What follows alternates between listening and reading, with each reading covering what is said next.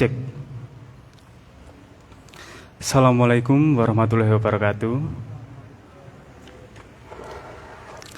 Alhamdulillah, atas rahmat dan izin Allah, kita bisa berkumpul di masjid ini, At-Tarbiyah ini, tanpa satu halangan apapun juga.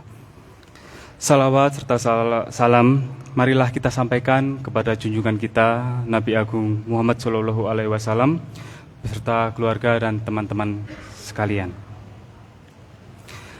Jamaah yang dimuliakan oleh Allah Subhanahu wa Ta'ala, pada siang hari ini saya akan berbagi mengenai keutamaan dari sifat sabar. Sabar sendiri berasal dari bahasa Arab, yakni sobaru yasbiru, yang berarti menahan diri. Arti dari kata menahan diri ini cukup luas, seperti halnya saat kita berpuasa.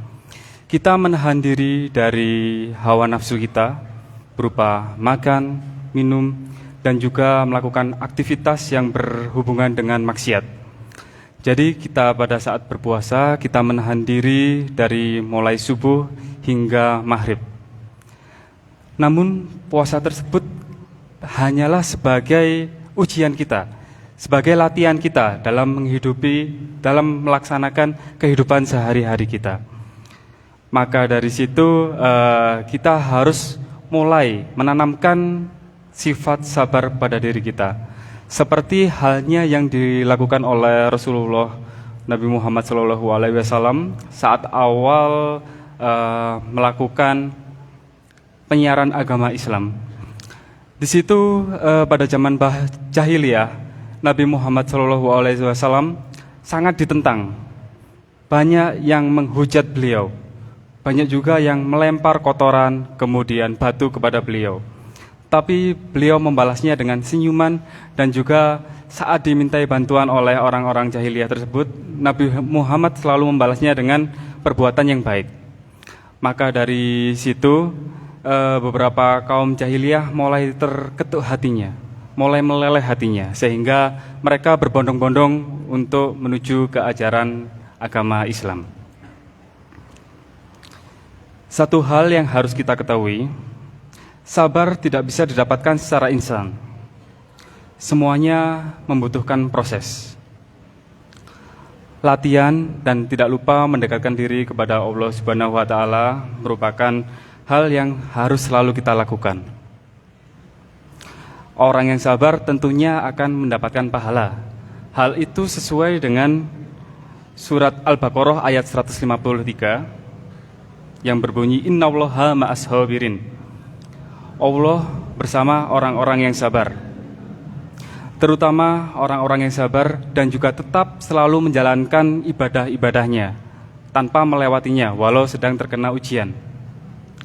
Hal ini mengingatkan saya waktu saya dulu di usia mahasiswa S1, khususnya saat semester akhir, kurang lebih semester 8 atau 9, di mana saat itu saya lulusnya sedikit terlambat.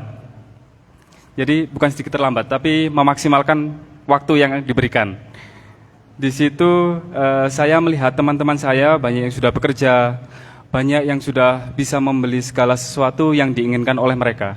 Di situ saya merasa sangat tidak sabar untuk segera bekerja. Dan pada usia saya saat itu sekitar usia 22, di situ hal yang saya pikirkan, pekerjaan yang bisa mendapatkan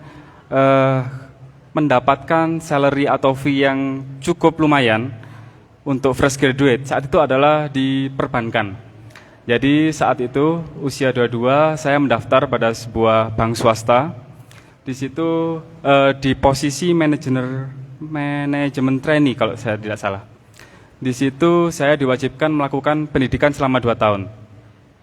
Namun, saat itu saya tidak berani berkata kepada orang tua saya, karena di dunia perbankan kami memiliki pengalaman yang kurang baik. Jadi saya berani mengutarakan kepada orang tua saya itu saat saya sudah diterima dan tinggal melakukan pendidikan. Di situ orang tua saya lumayan terkejut dan juga berkata kepada saya, "Nak, kami masih bisa menguliakanmu hingga S2. Kamu harus lebih bersabar. Biarkan teman-teman kamu membeli suatu hal semuanya yang mereka inginkan. Nanti akan ada waktunya. Saat itu saya mulai terdiam dan berpikir, apakah saya harus mengikuti perkataan orang tua atau apakah saya harus nekat untuk melanjutkan menjadi seorang pegawai bank. Di situ akhirnya saya ingat ridho Allah wa ridho lidain. Ridho Allah itu juga ridho dari orang tua. Maka dari itu saya berusaha bersabar, walaupun saat itu tentu rasanya sangat kurang menyenangkan. Akhirnya saya bersabar dan juga saya melanjutkan perkuliahan saya. Saat S2 itu di mana usia kita sebagai mahasiswa itu agak kritis. Maksudnya kritis di sini kritis dalam kehidupan. Jadi di usia 23, 24 sebagai beban keluarga itu tentu menjadi pikiran dan beban bagi kita. Akhirnya saat itu saya sempat berpikir, apa saya berhenti saja ya untuk kuliahnya. Saya ingin segera bisa bekerja dan menghasilkan pundi-pundi uang tersebut.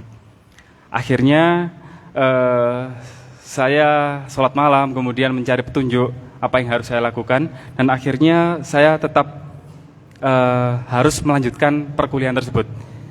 Jadi solusinya adalah saya harus menyelesaikan kuliah secepat mungkin.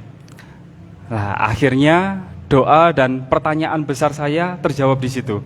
Saat saya sudah selesai S2, saat saya masih menjadi beban keluarga, di situ saya mendaftar sebagai ASN dan ditempatkan di UIN Malang, dan alhamdulillahnya sekarang saya bisa di sini nih.